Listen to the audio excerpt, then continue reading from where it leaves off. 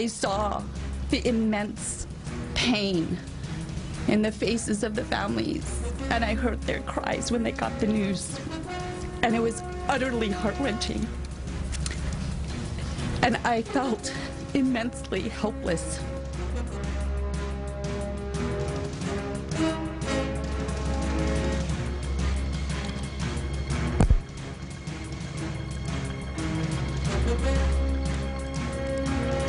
Breaking right now, a community grieving. Emotions are raw today, a day after the deadliest mass shooting in Bay Area history. Colleagues, friends, and the family of 9 victims are sharing personal details about these victims with us. Good morning, and thank you for joining us for our midday newscast. I'm Chris Kamora. And I'm Janelle Wang. We just brought you a news conference by the VTA. It ended about 15 minutes ago. VTA officials say their focus today is on the 9 victims, and they showed their photos during today's news conference. The youngest victim, 29-year-old Adrian Beleza. Also 36-year-old Taptejdeep Singh. 40-year-old Michael Rudametkin. 42-year-old Raul Megia. 49-year-old Alex Fritsch. There was also 35-year-old Jose Hernandez III. 49-year-old Timothy Romo. 63-year-old Abdul Vahab Alaj Mandan, and 63-year-old Lars Lane. This is what we know about the mass shooting and the latest on the investigation. The VTA light rail facility in downtown San Jose, where this massacre happened yesterday morning, remains locked down as detectives remain on the scene. The gunman killed 9 of his co-workers. He then turned the gun on himself. We're learning that the gunman used 2 semi-automatic handguns and had 11 magazines with him. We have team coverage for you. NBC Bay Area's Bob Redell is live at the shooter's home in San Jose. But first, let's check in with Kris Sanchez. Kris, you've been on this story since it first broke, and you were present for that 10 a.m. news conference. What did you learn there? Well, you know, I'm taking my mask off so you can hear me a little bit better. You know, the speakers here at VTA headquarters said that today is really about honoring the victims, their families, and the VTA family as they try to figure out what is happening and, you know, why it happened and how to move forward. We saw a lot of the employees arriving together, trying to offer each other a little bit of comfort, and all the while, the smiling faces of their colleagues were hanging next to that podium. VTA workers described each of them, how they are struggling also to find the best way to support their families. And I saw the immense pain in the faces of the families, and I heard their cries when they got the news, and it was utterly heart-wrenching. And I felt immensely helpless. And so, yes, we do become a family when you work in a small group, and our staff respond to emergencies, you know, on the rail and what have you. And there's a bond that occurs. You really do become a family. I saw my family running towards the car when I parked. When they hugged me, they were happy that I was able to make home. But I was sad inside that some of my family members could not feel the warmth that I was able to feel yesterday. And I think a lot of us can sympathize with that sentiment that, you know, we get to go home and those folks did not.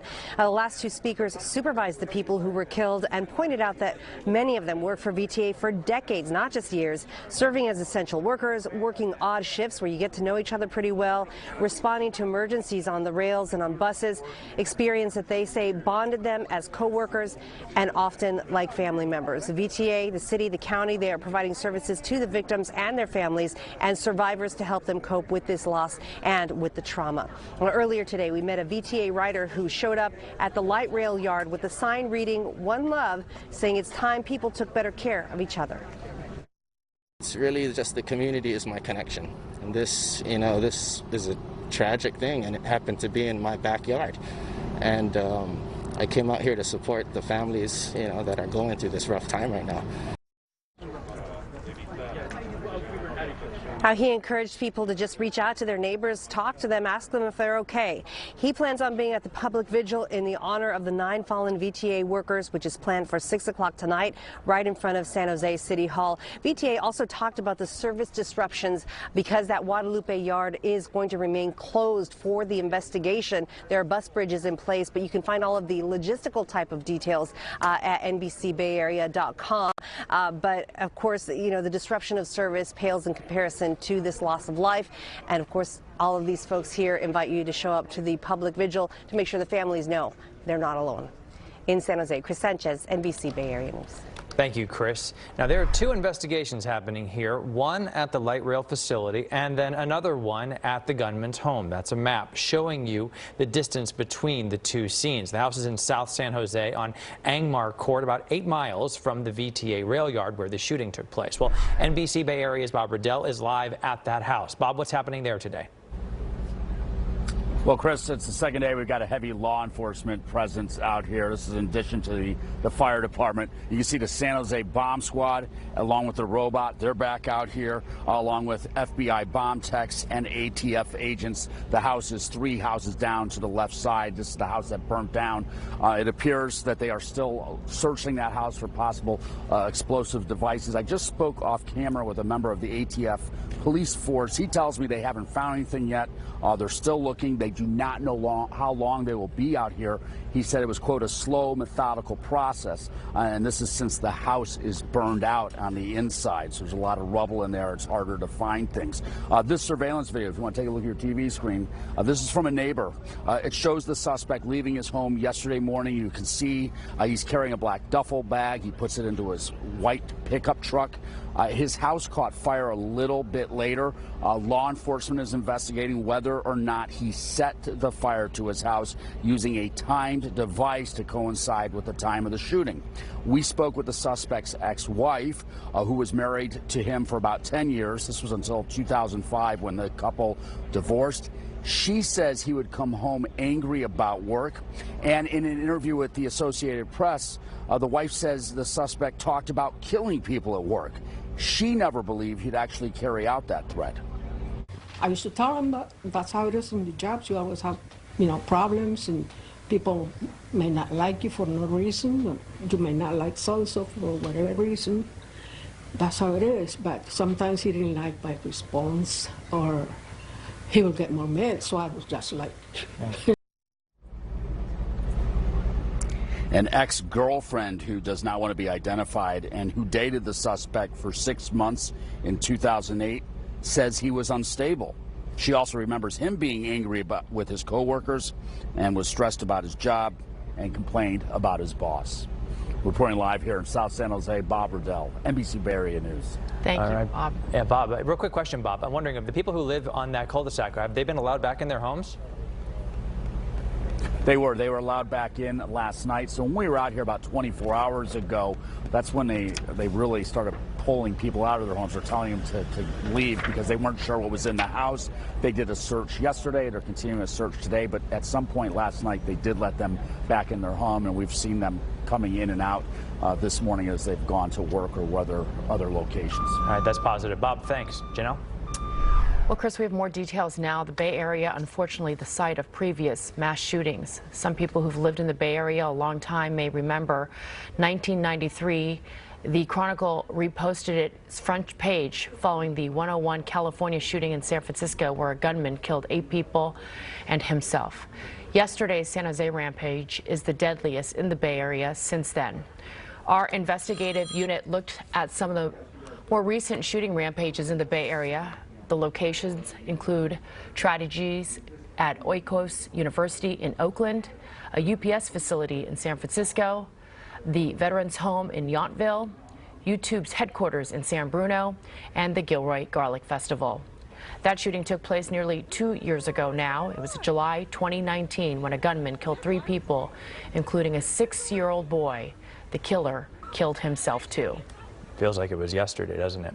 Well, Washington politicians have offered their thoughts and prayers, but is there more concrete action ahead? Let's bring in our own Scott McGrew to continue our coverage. Scott.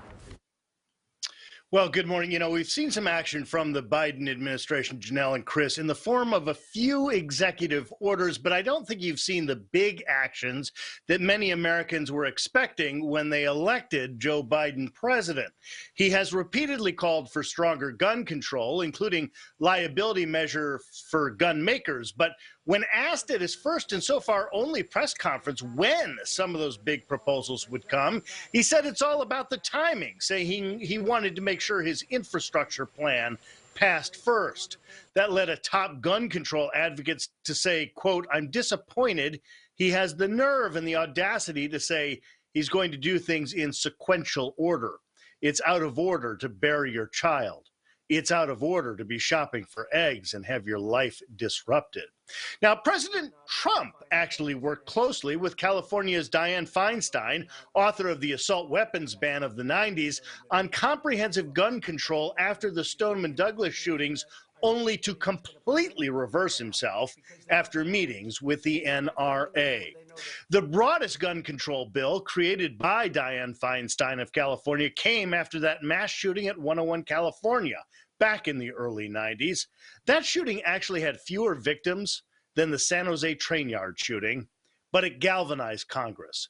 Joe Biden, at the time the head of the Judiciary Committee, ushered that bill onto the floor. Now, perhaps the most remarkable thing about the assault weapons ban, called the Feinstein Amendment to the 1993 crime bill, is that 9 Republicans voted in support along with the Democratic majority. Then again, 7 Democrats voted no. The ban, which ended in a sunset clause back in the early 2000s, covered both assault rifles and certain kinds of pistols. Kris and Janelle? All right, Scott, thank you very much.